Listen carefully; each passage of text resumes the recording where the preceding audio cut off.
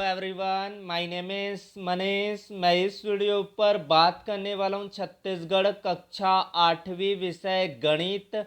Important question इस video पर बताने वाला हूँ। तो स्टूडेंट वीडियो को लाइक, शेयर और यूट्यूब चैनल को सब्सक्राइब कर ले।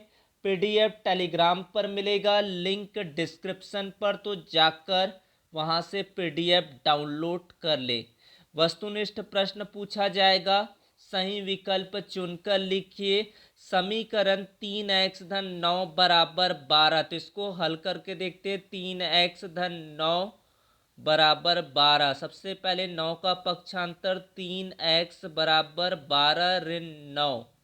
तो 3x बराबर हो जाएगा 3x बराबर हो जाएगा 3/3 यानी कि 1।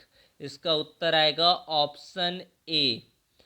मूलधन के साथ ब्याज पर लगने वाला ब्याज कहलाता है सरल ब्याज, चक्रवृद्धि ब्याज, बट्टा या कर। तो उत्तर आएगा चक्रवृद्धि ब्याज।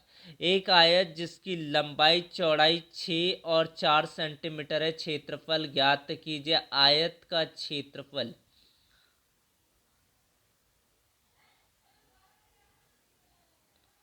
बराबर होता है लंबाई गुना चौड़ाई। लंबाई का मान दे रखा है 6 गुणा 4 यानी कि 24 वर्ग सेंटीमीटर। ये इसका उत्तर होगा। बेलन का वक्र पृष्ठ 2πr/h, πr², 2πr²h, इनमें से कोई नहीं। तो बेलन का वक्र पृष्ठ होता है 2πr/h। घन का विकर्ण a⁻3, ऑप्शन बी है आपका a√3, 6a⁻2 a। उत्तर आएगा इसका ऑप्शन बी a√3। बी है आपका रिक्त स्थानों की पूर्ति कीजिए। घनाभ के सम्मुख फलकों के क्षेत्रफल डैश होता है। क्या होता है आपका? बराबर होता है। तो इसमें उत्तर आएगा आपका बराबर। दी गई दो परमेय संख्याओं के बीच डैश परमेय संख्याएं होती, अनगिनत अपरिमित परमेय संख्याएं होती है। सबसे छोटी पूर्ण संख्या डैश है, तो ये 0 है। बेलन के आधार का आकार क्या होता है? वृत्ताकार होता है। बट्टे की गणना डैश मूल्य पर की जाती है, तो अंकित मूल्य पर किया जाता है। तो इस तरह से आपके प्रश्न होंगे। उसके बाद है प्रश्न क्रमांक दूसरे का पहला। किसान 4 रुपये प्रति एकड़ भू राजस्व सरकार को देता है। यदि रामदीन के पास 85 एकड़ कृषि भूमि है, तो वह भू राजस्व के रूप में कितना रुपये अदा करेगा? चूंकि 1 एकड़ पर 4 रुपये भू राजस्व देता है, 1 एकड़ पर 4 रुपये भू राजस्व देता है, तो 85 एकड़ पर हो जाएगा 85 गुना 4। तो इसको 4 से गुणा करके देखते हैं। यहाँ पर 4 पंचे 20, हासिल गया 2, 4 अट्ठे 32 और 2 34, यानी कि 340 रुपये वह सरकार को भू राजस्व देगा।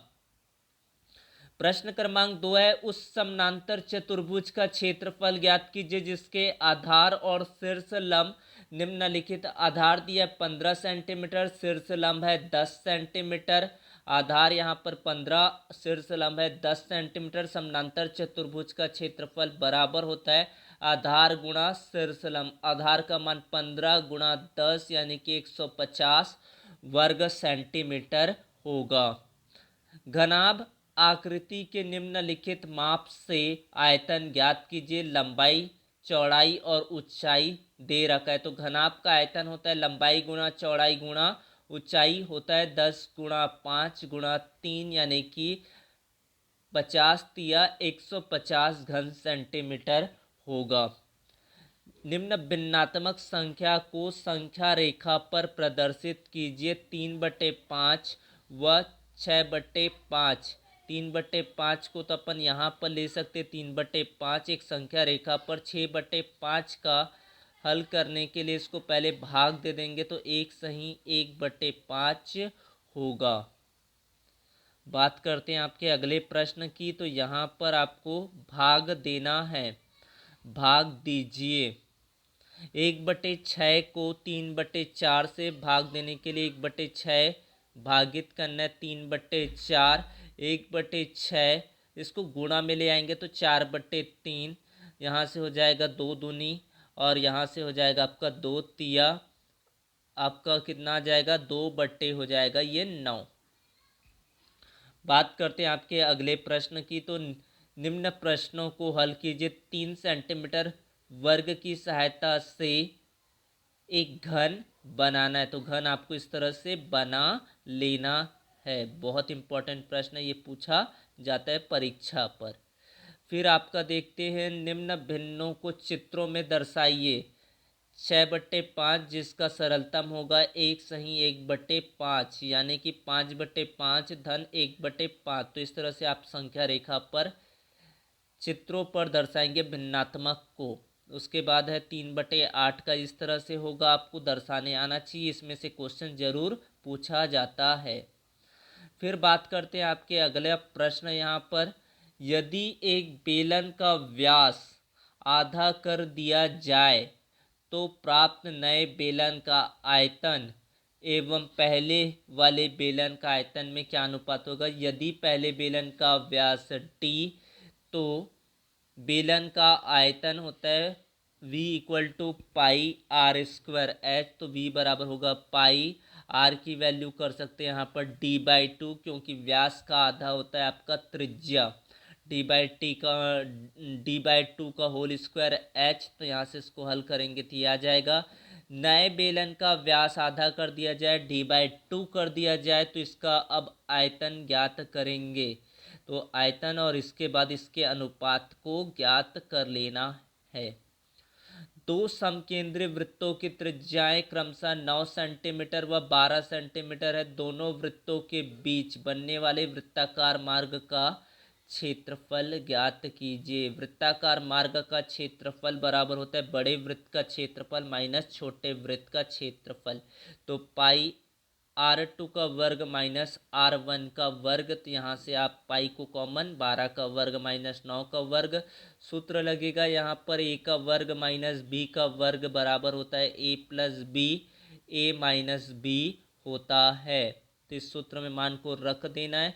तो पाई 12 धन 9, 12 ऋण 9, तो 22/7, 7 एकम 7 तिया। तो यहाँ से 22 × 9 करेंगे तो उत्तर आ जाएगा। 2 नियम 18, हासिल 1, 18 और 1 19, 198 वर्ग सेंटीमीटर होगा। फिर आपका है, दो घनों के कोरे क्रमशः 8 सेंटीमीटर व 4 सेंटीमीटर है। उनके पृष्ठीय क्षेत्रफलों का अनुपात ज्ञात कीजिए।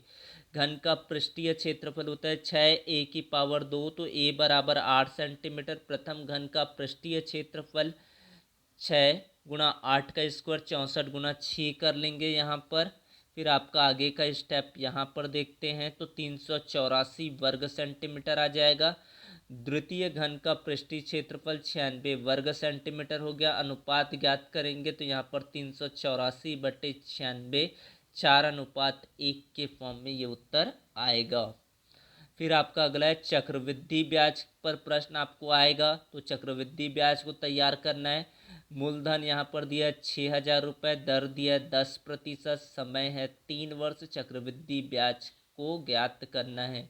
प्रथम वर्ष के लिए मूलधन 6,000 रुपये, प्रथम वर्ष का 10% की दर से ब्याज निकालेंगे तो 600 रुपये हो जाएगा। 6,000 × 10 × 1/100, 2 बार 0 से 0 को कटा देंगे, 60 दहम 600 रुपये होगा। एक वर्ष के बाद मिश्र धन 6,000 धन 600, यानी कि 6,600 हो गया। दूसरे वर्ष के लिए मूलधन होगा, ब्याज फिर से 660 रुपये आ जाएगा। दूसरे वर्ष के बाद मिश्र धन 7,260 हो जाएगा। फिर इसको ज्ञात करेंगे तो 726, तीनों वर्षों का चक्रवृद्धि ब्याज 600, 660, 726, 1,926 रुपये होगा। फिर बात करते हैं आपके अगला प्रश्न कौन सा है, सलमा ने महिला समिति से 625 रुपये सिलाई मशीन खरीदने के लिए उधार लिया। यदि ब्याज की दर 8% वार्षिक हो एवं वार्षिक गणना की जाए तो 2 वर्ष बाद सलमा समिति को कितनी रकम वापस करेगी। तो यहाँ पर मूलधन दिया 625 रुपये, दर है 8%, वार्षिक समय 2 वर्ष, मिश्र धन ज्ञात करना है। तो मिश्र धन का सूत्र होता है मूलधन ब्रैकेट 1 प्लस दर अपॉन 100 पूरे की घात में समय 625 एक धन 8/100, तो 4 दूनी और 25 बार में ये कट जाएगा। तो 625 एक धन 2/25 पूरे की घात 2, 625 25 ये क्रॉस हो जाएगा, 25 का 1 से गुणा, फिर 2 को जोड़ेंगे तो 27/25 पूरे की घात में 2 कटा के ये 729 आ जाएगा। तो इस तरह से इसका उत्तर आपको मिल जाता है। फिर आपका है प्रश्न क्रमांक 5वां, इसको आपको हल करना है। समीकरण 5x धन 2 अपॉन 2x धन 3 बराबर 7/5 को हल कीजिए। उत्तर की जांच करना है। 5x धन 2/2x धन 3 बराबर 7/5, 5 से गुणा करेंगे 5x धन 2 को, 7 से गुणा करेंगे 2x धन 3 को, ब्रज गुणन करेंगे तो इस तरह से आपको 5 पंचे 25x, 2 25x धन 10, 5 गुना 2 10 होता है, 7 दूनी 14x, 7 या 21, फिर 25x माइनस 14x बराबर 21 ऋण 10, 11x बराबर 11, तो x बराबर हो जाएगा 1। समीकरण का हल x बराबर 1 पर ये निकाल लेंगे। 2 अंक की संख्या दहाई का अंक इकाई के अंक से तिगुना है। यदि अंकों को उलट दिया जाए तो नई संख्या मूल संख्या से 36 कम हो जाती। संख्या ज्ञात कीजिए। मान लेते हैं कि इकाई का अंक x है तो दहाई का अंक क्या हो जाएगा, 2 अंक की संख्या में दहाई का अंक इकाई के अंक का तिगुना मतलब 3x होगा।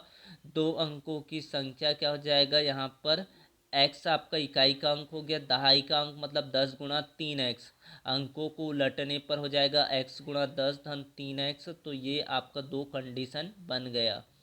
उसके बाद क्या बोला जा रहा है कि यदि अंकों को उलट दिया जाए तो नई संख्या मूल संख्या से 36 कम हो जाती है। तो यहाँ से आपका 3x गुणा 10 धन x बराबर x गुणा 10 धन 3x धन 36, इसको हल करेंगे तो इस तरह से आपका मान आ जाएगा। तो इस तरह से आपका क्वेश्चन पेपर होने वाला है। तो thanks for watching video, subscribe the channel, thank you so much, join the Telegram group.